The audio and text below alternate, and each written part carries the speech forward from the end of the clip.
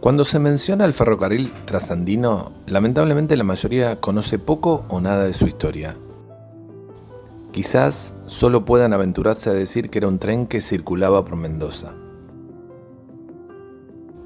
Sin embargo, el trasandino fue mucho más que eso, fue una proeza. Lograr atravesar la cordillera a más de 3.000 metros de altura representó un esfuerzo enorme, especialmente considerando la época en la que se llevó a cabo. Se construyeron cobertizos para evitar la acumulación de nieve en las vías, enormes puentes. Fue una obra de gran costo que, lamentablemente, hoy son pocos los que han presenciado su funcionamiento. Estas son algunas imágenes de su estado actual. Luego de más de 40 años de abandono, la naturaleza y el factor humano hicieron su trabajo. Puentes caídos, cobertizos destruidos, vías socavadas,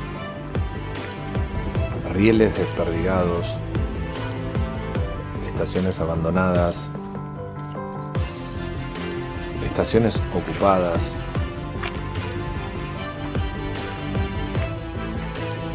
Ahora estamos en el kilómetro 126 de la traza original. Por allá está el río Mendoza. Viajemos en el pasado para recorrer algunos puntos de la historia del trasandino. Acá alguna vez estuvieron las vías.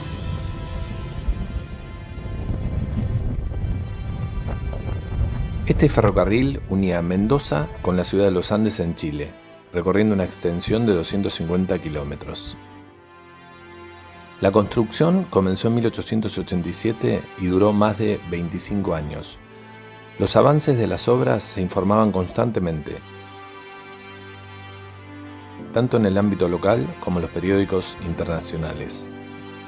Esta nota de 1910 es del periódico La Época, de Madrid, donde habla del trasandino como la línea más atrevida del mundo, una de las más atrevidas hazañas de la moderna ingeniería. Para avanzar hubo que superar tanto del lado argentino como del chileno conflictos de toda índole. Aludes, deslaves, nieve, problemas con el material rodante. Cruzar a Chile antes del trasandino era arriesgado, no solo por las condiciones climáticas, sino por la inseguridad de esos parajes. La zona era dominada por los bandoleros y los contrabandistas. Estar armado era necesario. Los arrieros eran de suma importancia. Trabajar para el correo era riesgoso. Se paralizaban las obras con los problemas que eso generaba. No llamaba la atención si un muerto venía flotando por el río. Al pobre no se lo pudo identificar y solo se lo enterró en la orilla del río Mendoza. El ferrocarril llegó para pacificar la zona. Luego de la inauguración del trasandino en 1910 y su puesta en servicio, quedó atrás el engorroso cruce con mulas o la vuelta que había que hacer en barco para unir Buenos Aires con Valparaíso. Una vez conectadas estas dos ciudades a través del trasandino, el Atlántico y el Pacífico quedaron unidos por ferrocarril, facilitando el comercio y el transporte de pasajeros. Existieron diversas variantes para cruzar con un tendido ferroviario a Chile por Mendoza. Incluso se llegó a estudiar un cruce de vagones con un funicular. Ese proyecto nunca prosperó y finalmente se eligió el cruce por Uspallata siguiendo el cajón del río Mendoza, entre otras cosas por la conveniencia de trasladar a los pasajeros de buen nivel adquisitivo a los hoteles de montaña, especialmente a las termas de Cacheuta y Puente del Inca. Seguir el cauce del río Mendoza tenía algunos beneficios, pero también algunas zonas eran poco convenientes para un trazado ferroviario. Así fue como se presentaron diversos inconvenientes. Por ejemplo, en 1901, el puente del Trasandino cerca de Uspallata fue arrancado por un alud. Aquí se ve depositado del otro lado del río Mendoza. Aprovecho para mostrarles cómo se encuentra el paisaje hoy día. Algo notorio es que el cauce del río cambió. Bueno, solo han pasado más de 120 años. En 1905, por un socavón, una locomotora cae al río Mendoza cerca de San Juan Amarillo. En 1906, una luz destruye el puente sobre el río Blanco. En 1924, un vagón estuvo a punto de caer de uno de los puentes de Cacheuta. En 1932 se cierra por 8 meses por un temporal y por problemas económicos el Trasandino. Como se podrá ver en este resumen, llegar a conectar Mendoza con la frontera con Chile fue una ardua tarea que llevó años y a un costo muy alto. Pero los ferrocarriles de montaña experimentan acontecimientos imposibles de prever, especialmente cuando parte del trazado se realiza en zonas increíblemente difíciles para la circulación de un tren.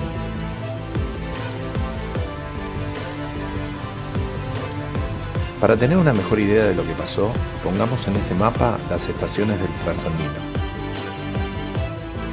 Mendoza, Paso de los Andes, Blanco Encalada, Cacheuta, Potrerillos, Guido, Uspallata, Río Blanco, San Juan Amarillo, Punta de Vacas, Puente del Inca, Las Cuevas. Lo que pasó fue lo siguiente. En horas de la tarde del 10 de enero de 1934, un encharcamiento producido por un glaciar del Cerro Plomo, a raíz de una lluvia después de varios días de intenso calor, se rompió, bajando un aluvión de extraordinaria magnitud por el río Plomo, luego por el río Tupungato hasta entrar al río Mendoza, donde empezó a destruir las instalaciones del ferrocarril trasandino.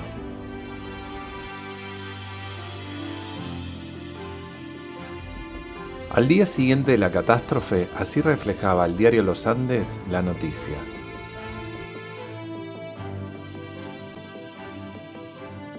Cuando el aluvión ingresa en el cauce del río Mendoza, deja intacta la estación Punta de Vacas, ya que está elevada con respecto al nivel del río. El daño comienza en el puente del kilómetro 142, que es arrancado de su base y depositado a 600 metros. En esta foto pueden verse las bases del antiguo puente y el puente nuevo que fue traído de la provincia de Santa Fe. Las vías entre los kilómetros 137 y 126 fueron prácticamente eliminadas, salvo pequeños sectores elevados o fuertemente protegidos por escolleras. La estación San Juan Amarillo en kilómetro 133 fue seriamente dañada. Entre los kilómetros 126 y 89 no se registraron daños, ya que el trazado ferroviario es elevado y alejado del río Mendoza. Entre el kilómetro 89 y 75 casi todo el tendido ferroviario quedó destruido. Arrasó con el puente del kilómetro 72, kilómetro 62, kilómetro 58 y varios sectores de terraplenes fueron destruidos. El tanque de agua en el apeadero del kilómetro 55 fue destruido. Hoy este sector, abandonado hace décadas, se encuentra así. El puente del kilómetro 54 fue arrancado de una de sus bases y quedó paralelo al río Mendoza. El puente del kilómetro 49 desapareció. Entre Cacheuta y Potrerillos se destruyeron algunos sectores de terraplenes y los puentes sufrieron solo daños menores. El puente del kilómetro 24, que constaba de 6 tramos de 20 metros, también quedó destruido, dejando las vías suspendidas. A partir de este punto y dado que el río toma un curso distinto al del Trasandino, todo se mantuvo en condiciones. El aluvión siguió rompiendo todo a su paso, pero ya no las instalaciones del ferrocarril. El lado argentino quedó inutilizado y el ferrocarril trasandino chileno recibió autorización para circular hasta Punta de Vacas, donde se realizaba la combinación con ómnibus que partían desde Mendoza. En este video se ve una formación chilena en Punta de Vacas. Llevó meses ponerse de acuerdo entre los dos países para tener el permiso necesario y que esto suceda. No fue sino hasta 1940 que el Estado asumió la responsabilidad del ferrocarril trasandino y comenzó su reconstrucción.